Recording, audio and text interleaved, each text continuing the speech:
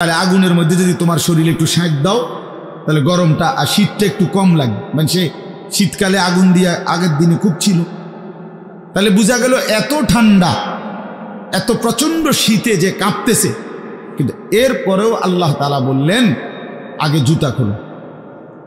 অথচ এই ঠান্ডার মধ্যে জুতা না খুললে ভালো ছিল, কিন্তু এরপরও আল্লাহর কথা শুনবার আদব, জুতা খুলে শুনো। হাদিসের মধ্যে কথা স্পষ্ট আছে, আল্লাহ নবী সাল্লাল্লাহু আলাইহি ওয়াসাল্লাম কখনোই খাবার জুতা পরিহিত অবস্থায় খাইতেন না। জুতা পায়ে কখনোই তিনি খাবার খাইতেন না, বরং জুতা খুলে পিঠ সোজা রাইখা মাথা নিচের দিকে নোয়াইয়া দুই হাঁটু উপরের দিকে তুলে বিনয়ের সাথে আল্লাহ নবী সাল্লাল্লাহু আলাইহি ওয়াসাল্লাম খাবার গ্রহণ করতেন। নবীজি নিজে বলতেন আকুলু কামা ইয়াকুলুল আবদ, একজন গোলাম তার মনিবের সামনে যেরকম বিনয়ের সাথে খানা খায়, আমি আমার মহান আল্লাহ পাকের সামনে এভাবে খানা খাই। ভাইয়া আদব, আদব অনেক বড় জিনিস। আল আদাবু খাইরুন কুল্লু, আদব পুরাটাই কল্যাণ। রাসূলুল্লাহ সাল্লাল্লাহু আলাইহি ওয়াসাল্লাম বলছেন মা নাহালা ওয়ালিদুন ওয়ালাদাহু মিন নুহলিন মিন আদাবিন হাসান। তোমরা তো বাংলাটা বুঝলা না, জুতা যেহেতু খুলবা না ভাই, তো বাইরে চলে যাও।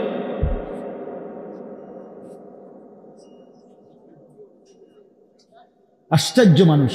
না না, অনেকের আছে গাদ্দারি স্বভাব, যে আমি যেমনি আছি এমনি শুনুন।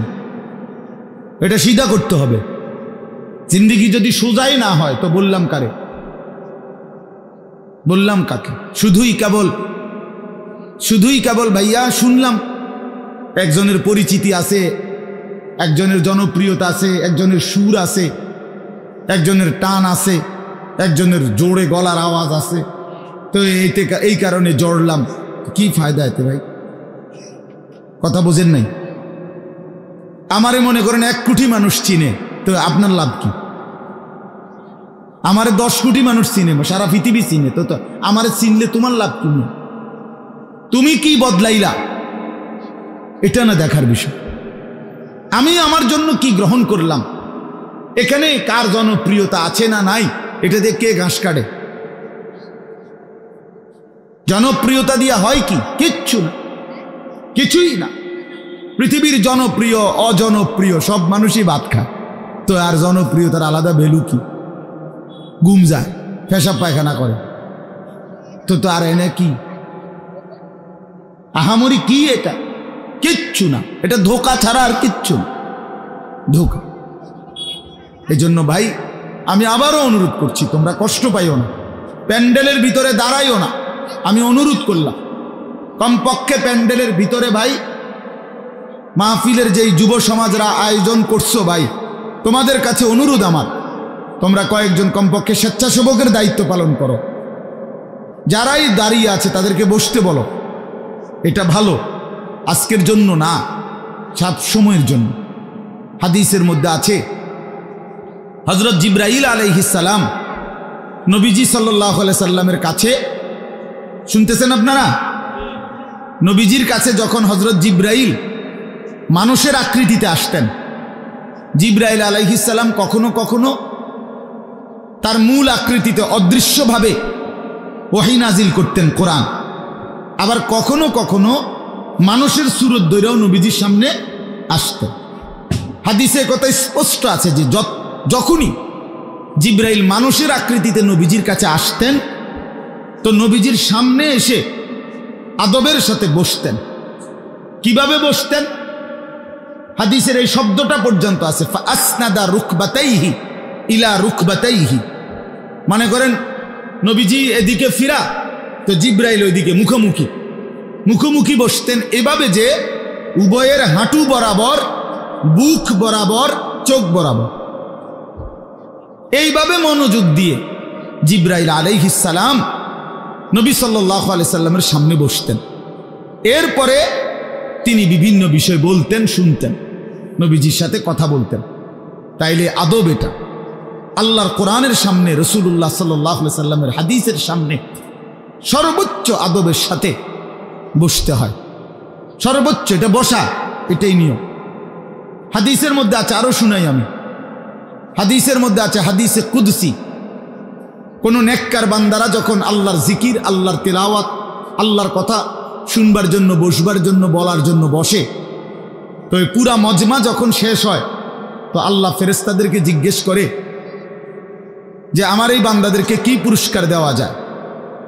তো তারা বলে মহান আল্লাহ আপনার ইচ্ছা।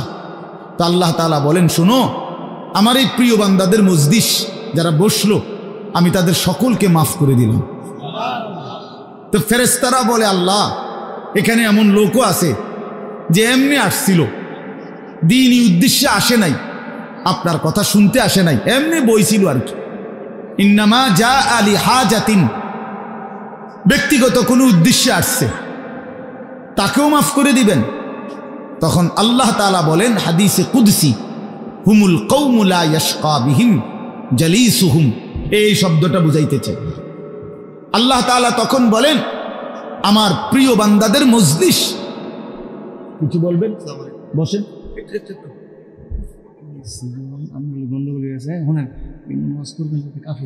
আপনার বলেন, বসেন না, বসেন, বসেন আপনি। তো এই জন্য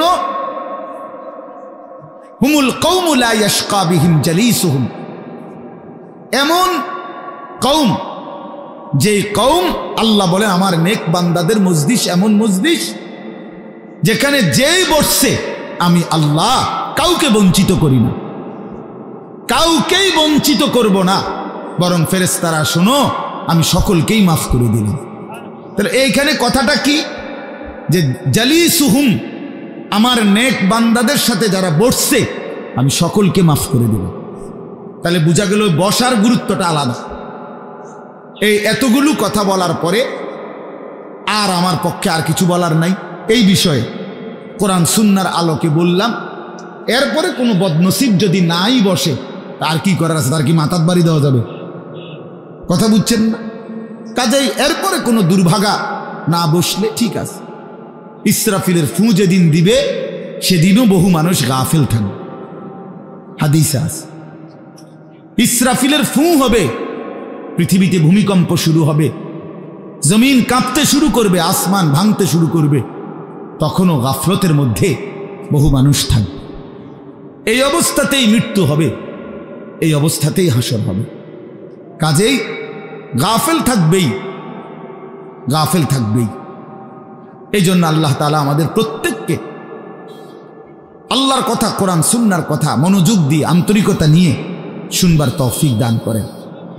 এবার আর একটা কথা, ছোট্ট কথা, সেটা হলো ভাই মেহেরবানি করে প্রত্যেকে এই যাদের হাতে মোবাইল, এই হাতে ধরা এই মোবাইলগুলো নামায় ফেলো। আল্লাহর ওয়াস্তে আমার এই কথাটা রাখো, ভালো হবে, আমি তোমাদের কল্যাণের জন্য বললাম। আল্লাহর ওয়াস্তে এই হাতের মোবাইলটা অল্প একটু সময়ের জন্য আমি অনুরোধ করলাম, এটা নামাইয়া এটা বন্ধ করে দাও। এমনি শুনো, চেহারার দিকে তাকাইয়া শুনলে দোস্ত ভালো হবে, মনোযোগ বাড়বে, দিলে কথা জমে। শুধু মোবাইলটা ধরে রাখলে একটা বড় সমস্যা হলো নিজের অন্তরের মধ্যে জেহানে থাকে এটা যে আমার মোবাইলে উঠতেছে কিনা, সেই জন্য সারাক্ষণ নজর এটার দিকে থাকে। আর একটা মনোবিজ্ঞানীদের একটা কথা হলো মানুষের অন্তর একসাথে দুই জিনিস ভাবতে পারে না। এটা একটা কি পরীক্ষিত কথা, দিলে একই মুহূর্তে দুই জিনিস ভাবে না, এটা রাইখে তোমারে আরেকটা ভাবতে হবে।